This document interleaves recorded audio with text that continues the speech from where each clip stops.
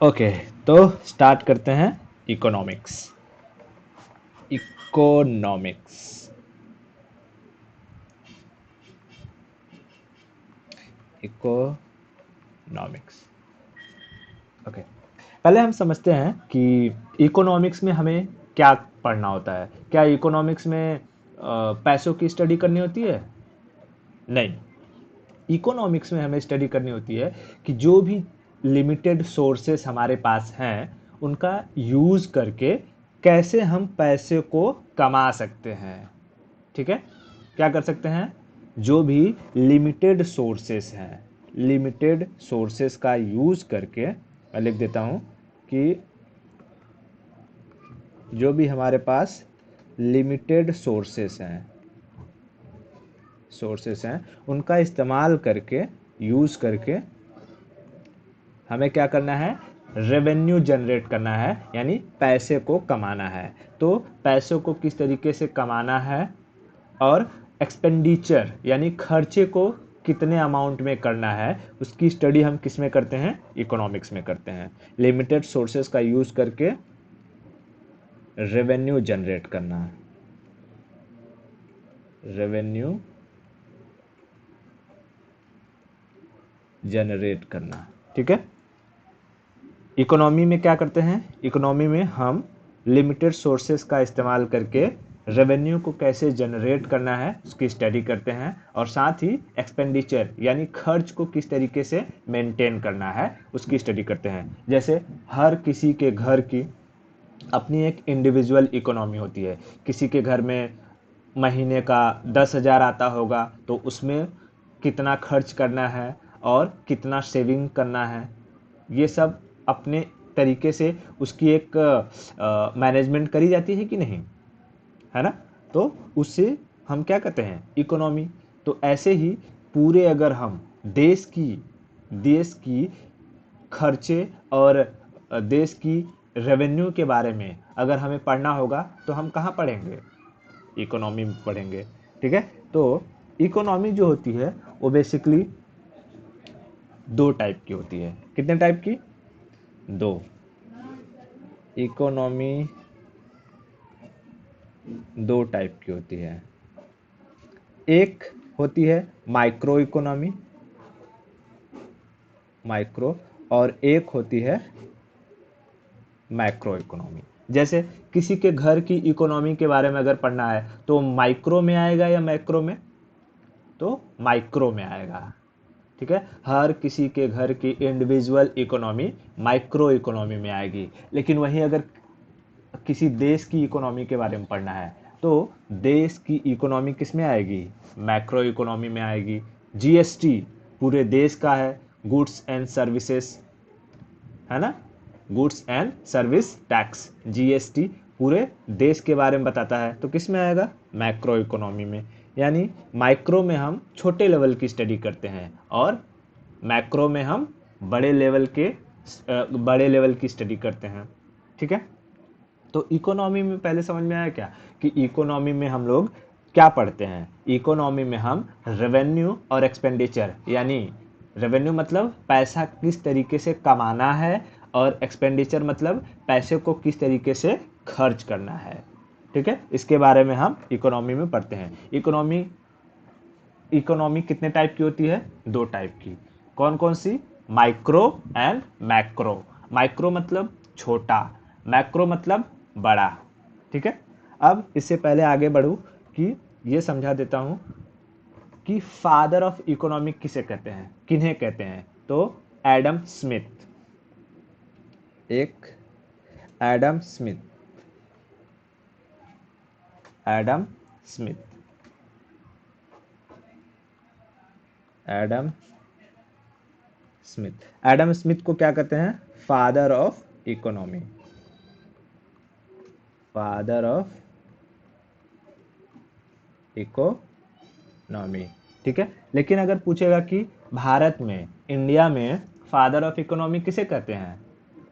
Father of economy यानी economic अर्थशास्त्र के जनक भारत में किसे कहते हैं? तो भारत में, इंडिया में फादर ऑफ इकोनॉमी कहा जाता है विश्वेश्वरैया को। कौन? विश्वेश्वरैया। विश्वेश्वरैया, ठीक है। विश्वेश्वरैया को फादर ऑफ इकोनॉमी कहाँ कहते हैं? इंडिया में। Father of economy in India, in India. Photo दिखा दूं तो देख लेते हैं। Adam Smith, Adam Smith, Adam Smith के बारे में, ठीक है। एडम स्मिथ, ये रहे Adam Smith, founder of modern economy या father of economy Adam Smith को कहते हैं, ठीक है। और दूसरे विश्वेश्वरैया, विश्वेश्वरैया, विश्वेश्वरैया, तो एम विश्वेश्वरैया, एम विश्वेश्वरैया को क्या कहा जाता है? जो है इनके, अगर हम जवानी की बात करें तो ये रहे, ठीक है। ये एम विश्वेश्वरैया को कहा जाता है फादर ऑफ इंडियन इकोनॉमी, ठीक है। दोनों जन की फ़ोटो लगा देता हूँ मैं, ताकि इससे हमें पहचानने में आसानी रहेगी कि दिमाग में हमारे बैठा रहेगा, ठीक है। क्लियर है कि नहीं? ये रहे एडम स्मिथ और ये रहे हमारे विश्वेश्वरैया, ठीक है। पहले कौन है? एडम स्मिथ है और दूसरे विश्वेश्वरैया। एक जवानी की फ़ोटो और एक बुढ़ापे की फ़ोटो है जिसमें ये दो चीज़ समझ में आ गई कि फादर ऑफ इकोनॉमी किसे कहते हैं? Adam Smith. कहेगा कि अगर फादर ऑफ इकोनॉमी तो एडम स्मिथ, लेकिन father of economy in India तो M Visvesvaraya, M Visvesvaraya. Clear है? ओके, आगे बढ़े। ठीक है, अब हम देखते हैं कि पैसे कमाने के लिए जो रिसोर्सेस हैं वो कितने सेक्टर्स में डिवाइडेड हैं, यानी हम कहाँ कहाँ से पैसे को कमा सकते हैं, ठीक है। किसके बारे में देखते हैं? सेक्टर्स के बारे में। कौन सा सेक्टर है? कहाँ से हमें रेवेन्यू जनरेट हो सकता है, यानी पैसे। अब देखो, कुछ टर्मिनोलॉजी हमें इकोनॉमिक्स की टर्मिनोलॉजी को समझना पड़ेगा, शब्दावली को। जैसे रेवेन्यू, रेवेन्यू को हम नॉर्मल क्या कहते हैं? पैसा कमाना। हमारी कमाई कहाँ से हो रही है, वही बात है, रेवेन्यू कहाँ से हो रही है। तो इकोनॉमी में पैसे कमाने को हम क्या कहते हैं? रेवेन्यू जनरेशन, ठीक है, कि रेवेन्यू कहाँ से जनरेट हो रही है। तो हम देखते हैं कि ऐसे कौन से सेक्टर्स हैं जहाँ से हमें रेवेन्यू जनरेट होता है, ठीक है। तो पहले मैं एक बार बता दूंगा सब, और फिर एक एक के बारे में अच्छे से स्टडी करेंगे। तो सेक्टर्स, सेक्टर्स, सेक्टर्स, सेक्टर्स, ये कौन से सेक्टर्स हैं जहाँ से हमें रेवेन्यू मिलेगा, पैसे जहाँ से हम कमाएंगे, ठीक है।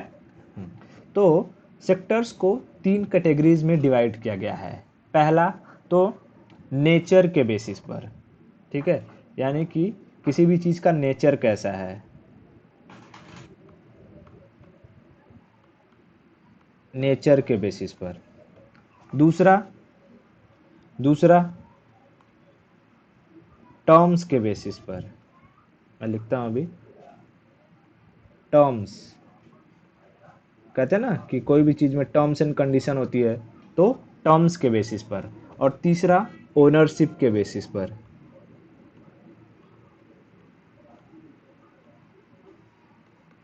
ओनरशिप के बेसिस पर, ठीक है।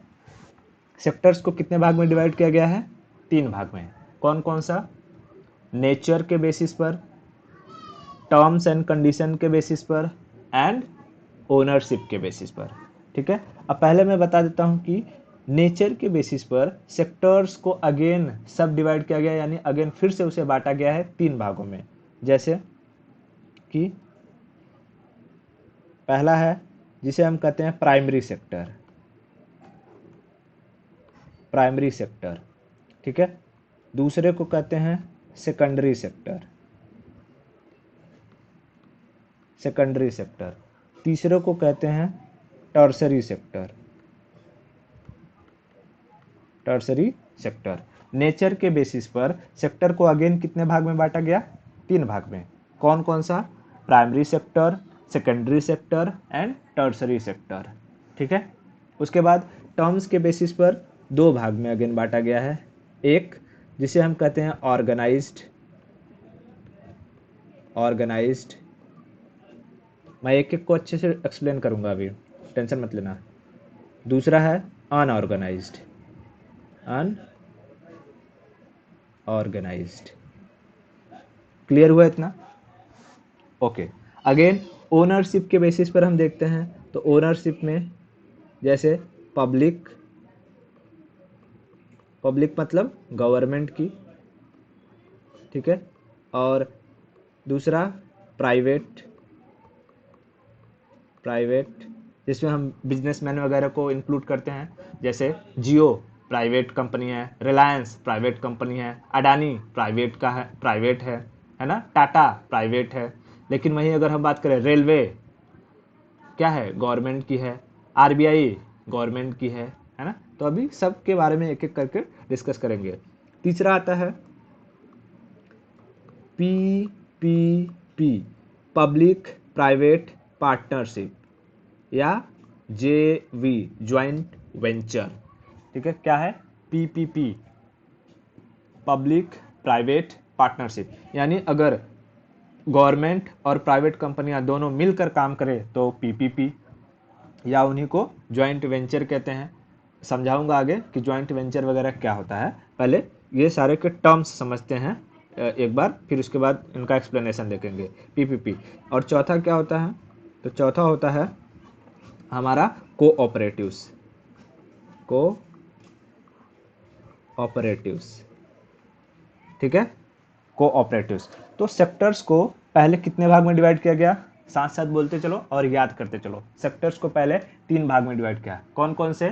प्राइमरी, नेचर के बेसिस पर, टर्म्स के बेसिस पर, ओनरशिप के बेसिस पर। नेचर के बेसिस पर primary sector, secondary sector, tertiary sector. Terms के बेसिस पर ऑर्गेनाइज्ड, अनऑर्गेनाइज्ड। और जो कि ओनरशिप के बेसिस पर public, private, PPP, public private partnership and cooperatives, इतना क्लियर है? ओके, क्लियर है। तो आगे बढ़ते हैं। अब हम समझते हैं कि नेचर के बेसिस पर ये जो प्राइमरी, सेकेंडरी और टर्सरी है, इनमें क्या क्या फ़र्क होता है, और किसे, कौन से सेक्टर को हम कहेंगे कि यहाँ से आने वाला पैसा प्राइमरी सेक्टर से होगा, सेकेंडरी सेक्टर से होगा, या टर्सरी सेक्टर से होगा, ठीक है। तो मैं यहाँ लिखता हूँ nature, on the basis of nature, on the basis of nature. अगर हम नेचर के बेसिस पर बात करें तो पहला आता है प्राइमरी,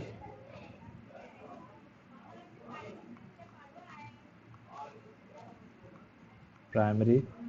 दूसरा है सेकेंडरी, सेकेंडरी। और तीसरा है टर्सरी,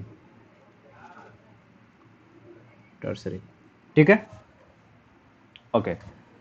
प्राइमरी सेक्टर उस सेक्टर को कहते हैं जो सेक्टर पूरी तरीके से नेचर पर डिपेंडेंट हो। किस पर डिपेंड हो? नेचर पर डिपेंड हो, पूरी तरीके से नेचर पर डिपेंड हो, जिसपे आदमी यानी इंसानों का कोई बस न चले। अगर नेचर ने धोखा दिया, नेचर खराब हो गया, तो वो सेक्टर भी खराब हो जाएगा, ठीक है। तो पूरी तरीके से किस पे डिपेंडेंट हो? नेचर पे। एग्जाम्पल के लिए बताऊं, एग्जाम्पल के लिए एग्रीकल्चर, एग्रीकल्चर। बताओ, अगर किसी साल जोरदार बारिश हो गई और बाढ़ आ गया, तो क्या खेती अच्छी होगी? नहीं होगी। किसी साल बहुत ज़्यादा सूखा पड़ गया, बारिश ही नहीं हुआ, तो क्या उस साल खेती होगी? अच्छी नहीं होगी। जिसके पास पैसा होगा वो भले ही मशीन के जरिए क्या कर लेगा कि सिंचाई करके, इरिगेशन करके खेती कर सकता है, लेकिन क्या ये सभी लोगों के लिए फ़ायदेमंद है? सबके पास पैसा है? भारत की 60% आबादी एग्रीकल्चर में इन्वॉल्व है और उसमें से कुछ ही लोग होंगे जिनके पास क्या होंगी, मशीनरीज होंगी जिनका इस्तेमाल करके वो सिंचाई कर सकते हैं। लेकिन अगर मौसम खराब हो गया, नेचर ने साथ नहीं दिया, ठीक है, क्लाइमेट अच्छा नहीं रहा, तो क्या खेती हो पाएगी? नहीं हो पाएगी। ठीक है, उसी तरीके से जमीन के अंदर से निकलते हैं मिनरल्स, और मिनरल्स के लिए निकालने के लिए हमें क्या करना पड़ता है? माइनिंग। माइनिंग यानी खुदाई। खुदाई करके हम क्या निकालते हैं? कोयला हो गया, पेट्रोलियम वगैरह हो गया। ठीक है, ये सब कहाँ से निकलता है? जमीन के अंदर से। क्या इसे हम लैब में बना सकते हैं? कोयले को लैब में बना सकते हैं? तो नहीं। ये सब अगर लैब में बना सकते तो ये सोर्सेस लिमिटेड क्यों होते हैं? इन्हें जो कि हम लैब में बना बना करके हर कंट्री प्रोड्यूस नहीं कर लेता, क्यों दूसरे अलग अलग देशों से लोग कोयले को एक्सपोर्ट करते हैं, सॉरी इंपोर्ट करते हैं, है कि नहीं? तो इसे लैब में तो बनाया नहीं जा सकता। तो जो माइनिंग इंडस्ट्री हो गई, चाहे वो सोना निकालना हो, आयरन ओर निकालना हो, ठीक है, चाहे वो फिर कोयला निकालना हो, पेट्रोलियम निकालना हो, ठीक है, वो सब के सब कौन से सेक्टर में आएगी? प्राइमरी सेक्टर में। ठीक है, प्राइमरी सेक्टर में। उसके बाद अगर हम वैसे ही देखें तो हमारा एनिमल हस्बेंड्री। एनिमल हस्बेंड्री यानी पशुपालन। पशुपालन, एनिमल हस्बेंड्री, पशुपालन। पशुपालन किस में आएगा? क्या किसी कोई कंपनी बनाती है किसी जानवरों को, जैसे रिलायंस की मुर्गी है, जो कि अडानी का कुत्ता, आता है ऐसा कहीं? नहीं। ये सब एनिमल्स भी जो आते हैं वो कहाँ से आते हैं? नेचर से ही पैदा होते हैं, है कि नहीं? तो एनिमल हस्बेंड्री, चाहे वो कुक्कुट पालन यानी मुर्गी पालन हो गया, कुत्ता पालन हो गया, घोड़ा पालन हो गया, है ना, ये सब के सब कौन से किस में आएंगे? सब प्राइमरी सेक्टर में आएंगे। इतना क्लियर है? यानी हर वो चीज़ जो किस पे डिपेंड करती है? नेचर पर, वो किस में आ जाएगी? प्राइमरी सेक्टर में। प्राइमरी सेक्टर की खराबी क्या है? प्राइमरी सेक्टर की खराबी क्या है कि इसमें जो लेबर फोर्स लगता है यानी मेहनत लगती है, वो मेहनत बहुत अधिक लगती है। ठीक है, लेबर फोर्स, लेबर फोर्स वो ज़्यादा लगता है, और इस सेक्टर से रेवेन्यू कम होता है। रेवेन्यू कम होता है? जैसे गांव में अगर हमने देखा होगा कि एक हेक्टेयर की अगर खेत है, ठीक है, 100 बाई 100 का अगर खेत है, तो इसमें 10 लोग जितना मिल करके काम कर रहे होंगे, उतना ही उत्पादन, उतना ही प्रोडक्शन इसमें से 8 लोग भी कर सकते हैं। मान लो कि एक परिवार है, एक परिवार में माँ बाप, फिर बेटा, बहू और बच्चा है, 5 लोग हैं। ठीक है, और ये पांचों लोग मिलकर क्या कर रहे हैं? इस खेत पे काम कर रहे हैं। बात समझ में आई? तो अब इसमें से क्या हुआ कि मान लो बच्चा बीमार हो गया, तो 4 लोग बचे, तो 4 लोग भी मिलकर इस खेत में काम कर लेंगे और उतना ही उगाएंगे जितना ये पांचों मिलकर उगा रहे थे। ठीक है, तो इस तरीके से अगर हम देखते हैं तो जो प्राइमरी सेक्टर है, प्राइमरी सेक्टर में जो है लेबर फोर्स यानी मेहनत बहुत अधिक लगती है। वैसे भी हमारे किसान कितना मेहनत करते हैं, फिर भी बेचारों को कुछ नहीं मिल पाता। अगर प्राइमरी सेक्टर में बहुत ज़्यादा बेनिफिट होता तो आज हमारे किसान राजा होते, राजा, है कि नहीं? लेकिन आए दिन न्यूज़ सुनाई देता है कि 4 किसानों ने सुसाइड कर लिया फेमाइन की वजह से, सूखे की वजह से। और गवर्नमेंट क्या करती है उसके लिए? कुछ नहीं, बस 500-500 रुपया अकाउंट में डाल देगी, तब उससे कुछ नहीं होने वाला है। इतना क्लियर है? ओके। तो प्राइमरी सेक्टर, प्राइमरी सेक्टर किसे कहेंगे, ये समझ में आ गया क्या? ओके, प्राइमरी सेक्टर हम उसे कहेंगे जो कंप्लीटली किस पे डिपेंडेंट हो? नेचर पर डिपेंडेंट हो। आगे बढ़े। ठीक है, आगे हम देखते हैं सेकेंडरी सेक्टर में। अब सेकेंडरी नाम से ही है कि वो जो द्वितीयक है यानी दूसरा है, पहले में उसे रख ही नहीं सकते। तो नॉर्मली समझते हैं सेकेंडरी में क्या होता है, किसी भी चीज का प्रोडक्शन, मैन्युफैक्चरिंग या रिकंस्ट्रक्शन, कंस्ट्रक्शन या रिकंस्ट्रक्शन। नॉर्मल भाषा में हम क्या कह सकते हैं कि किसी भी चीज का कंस्ट्रक्शन या रिकंस्ट्रक्शन, कंस्ट्रक्शन या रिकंस्ट्रक्शन,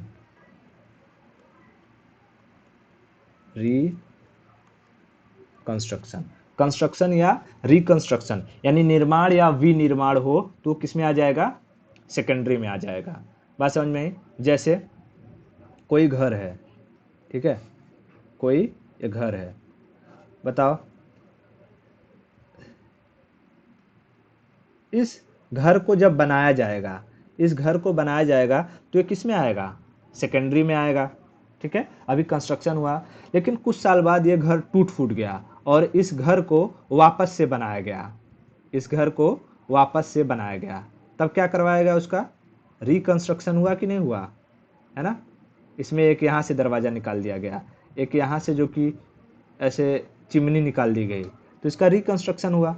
तो कंस्ट्रक्शन हो या रिकंस्ट्रक्शन हो वो दूसरे सेक्टर में, द्वितीय यानी सेकेंडरी में आता है।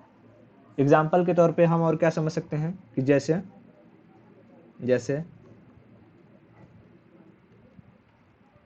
आलू होता है, आलू, पोटैटो, पोटैटो, पोटैटो, आलू से, आलू कहाँ से आता है, खेत से, खेत एग्रीकल्चर प्राइमरी सेक्टर में। लेकिन इसी आलू का अगर हम क्या बना दे, चिप्स, चिप्स, है ना, लेज खाते हैं कि नहीं चिप्स, तो ये चिप्स किस में चला जाएगा, सेकेंडरी सेक्टर में चला जाएगा। बात समझ में आई? चिप्स सेकेंडरी सेक्टर में चला जाएगा। माइनिंग करके हम पेट्रोलियम निकालते हैं, लेकिन पेट्रोलियम को रिफाइन करके उसमें से अलग अलग चीज़ें एक्सट्रैक्ट किया जाता है। जैसे पेट्रोलियम से ही हमारा डीजल, पेट्रोल, केरोसिन, है कि नहीं, वो सब निकलता है। तो उसे हम लैब में करेंगे, है ना, इंडस्ट्री में करेंगे। तो सारा का सारा जो इंडस्ट्री होगी, इंडस्ट्री वो किस में आ जाएगी, सेकेंडरी सेक्टर में।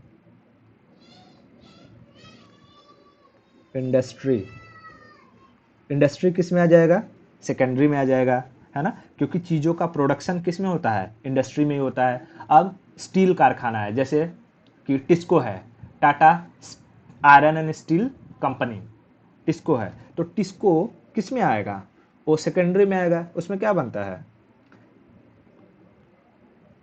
TISCO, Tata iron and steel company किस में आएगा, तो सेकेंडरी में आएगा। क्या बनता है इसमें, तो इसमें जो कि आयरन, लोहा और जो कि स्टील वगैरह का प्रोडक्शन होता है। समझ में आई क्या? तो वो हर चीज़, जैसे अगर हम मुर्गी की बात करें, मुर्गी सब खाते हैं, मुर्गी का अंडा। अब मुर्गी ने दिया अंडा, वो कहाँ से आया, प्राइमरी, मुर्गी पालन प्राइमरी है, अंडा दिया प्राइमरी है, लेकिन अंडा को सेल कर दिया, ओ अंडा का क्या बना दिया, ऑमलेट, अंडा का ऑमलेट बना दिया, तो क्या हो गया, ये सेकेंडरी हो गया। अंडा का ऑमलेट सेकेंडरी हो गया, अंडा को बॉईल कर दिया, सेकेंडरी हो गया। या मुर्गी थी, मुर्गी, चिकन, चिकन को मुर्गी को काट करके उसका चिकन लॉलीपॉप बना दिया, तो क्या हो जाएगा, सेकेंडरी हो जाएगा। ठीक है, तो सेकेंडरी समझ में आया, यानी किसी भी चीज़ का प्रोडक्शन, इंडस्ट्री में क्या होता है, प्रोडक्शन, प्रोडक्शन, ठीक है, प्रोडक्शन, प्रोडक्शन हो, कंस्ट्रक्शन हो या रिकंस्ट्रक्शन हो, ये सब के सब किस में आएंगे, सेकेंडरी में आएंगे। इतना क्लियर है? ठीक है, अब हम समझते हैं टर्सरी के बारे में। टर्सरी बहुत इंपॉर्टेंट है।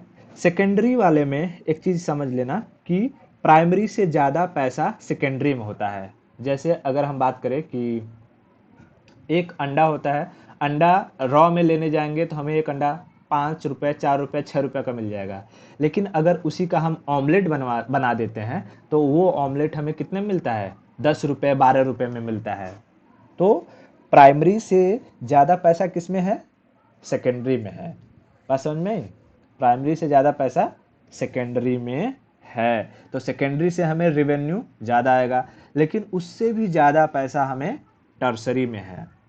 उससे भी ज़्यादा पैसा किस में है? टर्सरी में। तो देखते हैं टर्सरी में किस तरीके से टर्सरी काम करता है। टर्सरी को दरअसल हम इसे सर्विस सेक्टर कहते हैं।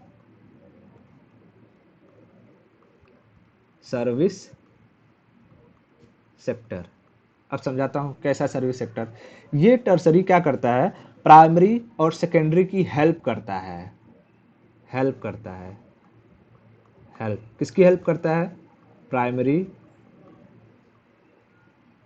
एंड सेकेंडरी की।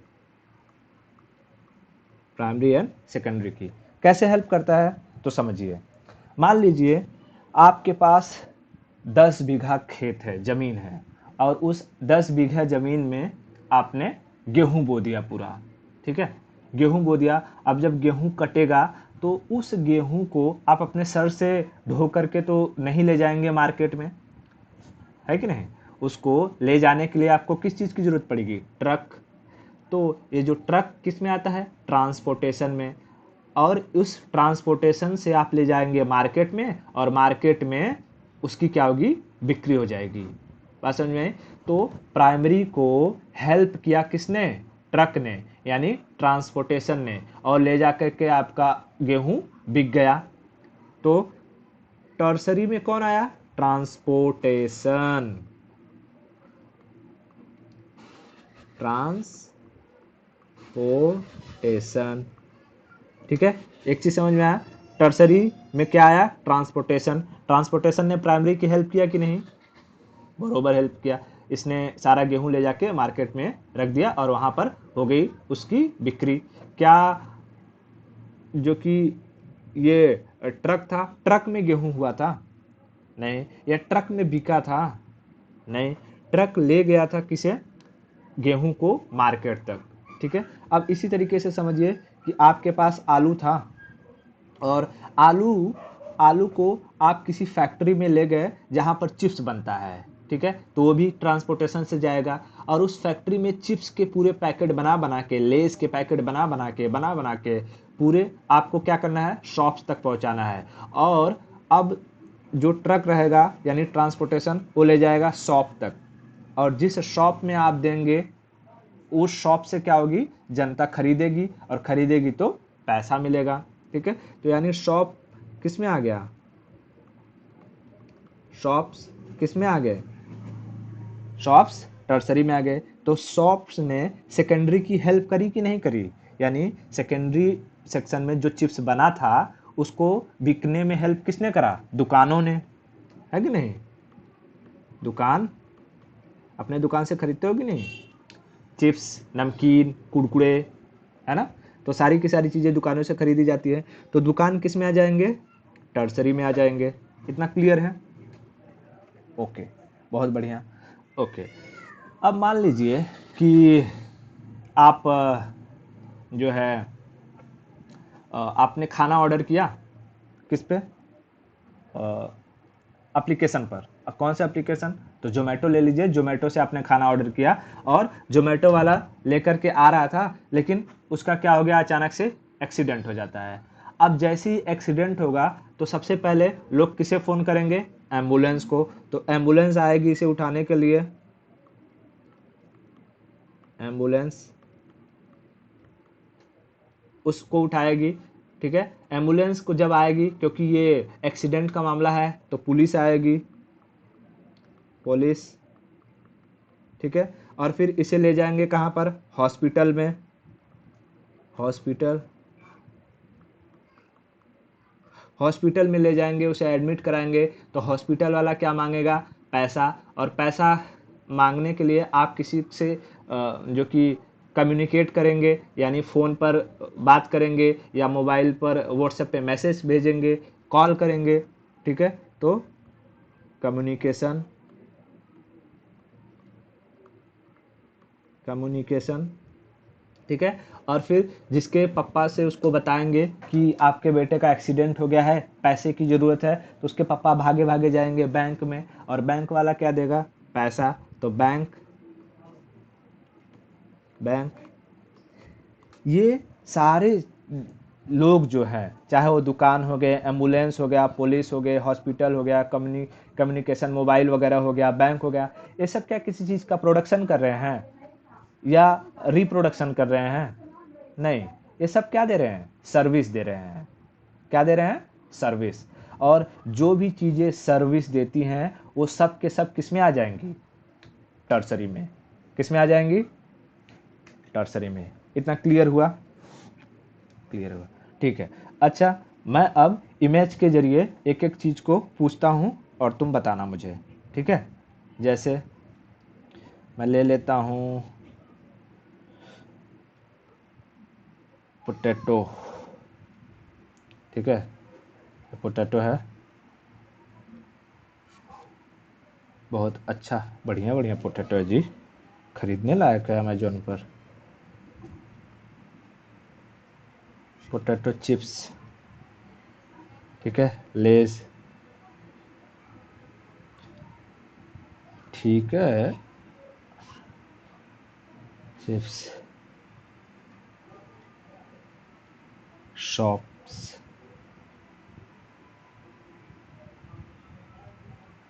है ना, दुकान, यहाँ पर ले जाके सब दे देंगे।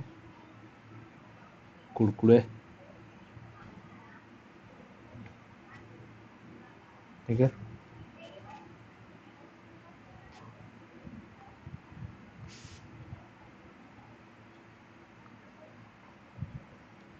देखिए,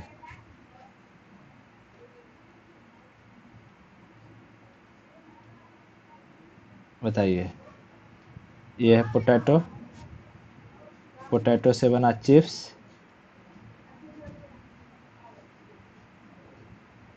चिप्स, और चिप्स गया दुकान पे। तो बताइए, पोटैटो ये कौन से सेक्टर में आएगा? आलू, आलू कौन से सेक्टर में आएगा? आलू आएगा प्राइमरी में। तो प्राइमरी को मैं फर्स्ट लिख दूं,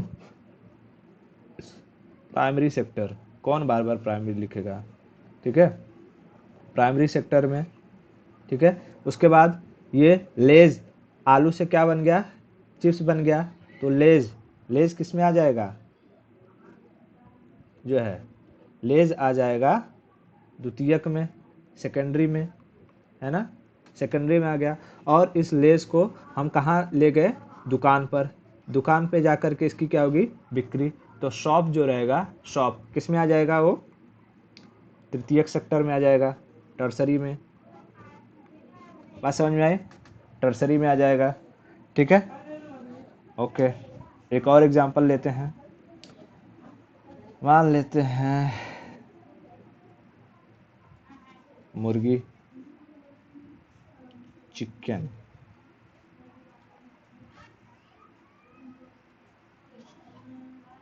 ठीक है। ये चिकन है, ठीक है, देसी मुर्गा है एकदम, खाने में इसका मतलब जवाब नहीं। उसके बाद उसको बना दिया हमने बेक्ड चिकन ड्रम स्टिक, ठीक है, ये कर दिए। और फिर इसको हम रेस्टोरेंट वगैरह में ले जा करके, या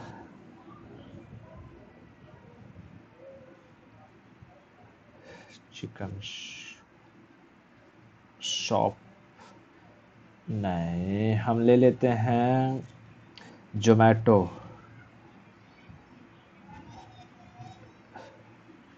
है ना, जोमेटो वाला है, ठीक है। ये बंदा है जोमेटो, ठीक है। यहाँ से हमने चिकन मंगाया है, जोमेटो से चिकन मंगाया है, और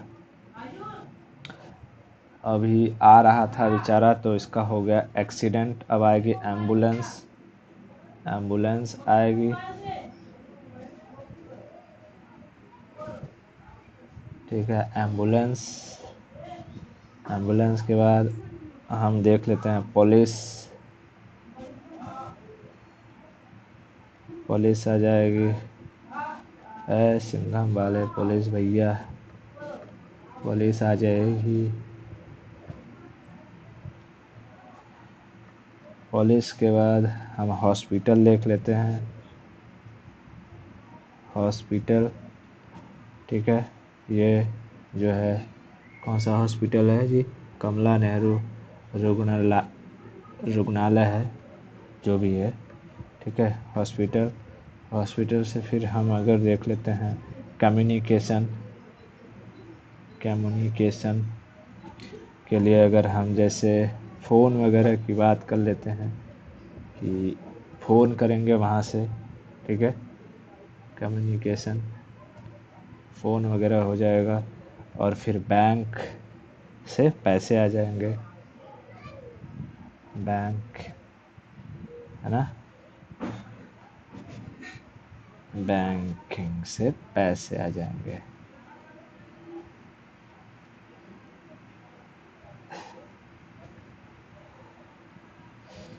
ठीक है, अरे भाई आ जाओ, डाउनलोड हो जाए, बैंकिंग,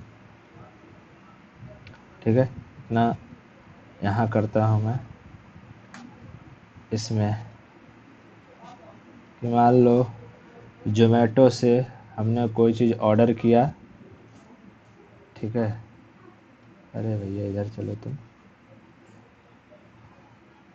ये क्या हो गया, हाँ,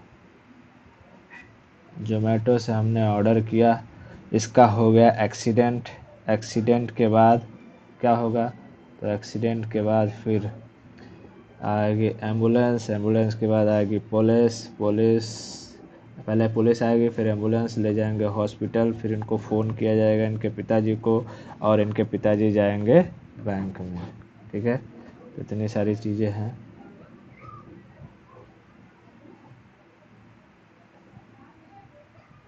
देख लेते हैं सर, ओके।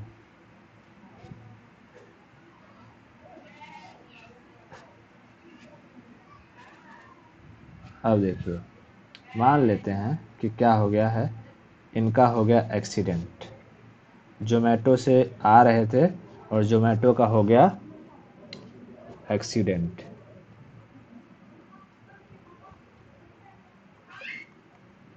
एक्सीडेंट हुआ तो आएगी पुलिस, पुलिस के बाद कौन आएगा, पुलिस के बाद यहाँ पे जगह पे आएगा हमारा एम्बुलेंस, और एम्बुलेंस के बाद इन्हें कहाँ लेकर जाया जाएगा, एम्बुलेंस के बाद इन्हें लेकर जाया जाएगा हॉस्पिटल में, बड़े से हॉस्पिटल में, है ना।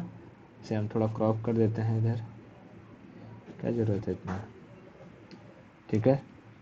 हॉस्पिटल में लेकर जाएंगे और हॉस्पिटल में से इनके पिताजी को कॉल किया जाएगा कि आपके बेटे का हो गया एक्सीडेंट और चाहिए पैसा, और वहाँ से फिर बैंक, ठीक है।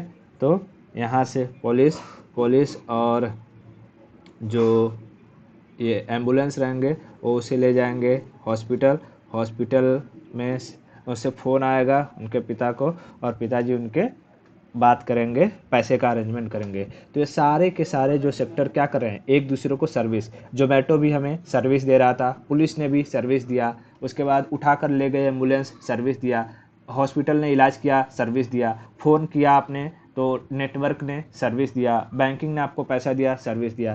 ये सब के सब किसके एग्जाम्पल हो जाते हैं, ये सब के सब टर्सरी सेक्टर में आ जाते हैं,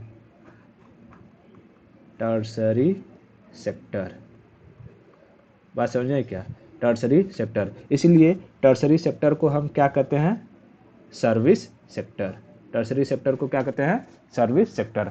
और सबसे ज़्यादा अगर पैसा कहीं है, सबसे ज़्यादा पैसा कहीं है तो किस में आएगा, सर्विस सेक्टर में ही है, टर्सरी सेक्टर में है। जैसे जो है एजुकेशन के लिए स्कूल, कॉलेजेस या कोचिंग इंडस्ट्री, इसमें क्या है, सब क्या प्रोवाइड करते हैं, सर्विस ही प्रोवाइड करते हैं, ठीक है। इतना क्लियर हो गया, ओके। अब मैं कुछ एग्जांपल दे रहा हूँ, यहाँ पर बताइए कि ये कौन से सेक्टर में आएगा, ठीक है, बताना मुझे।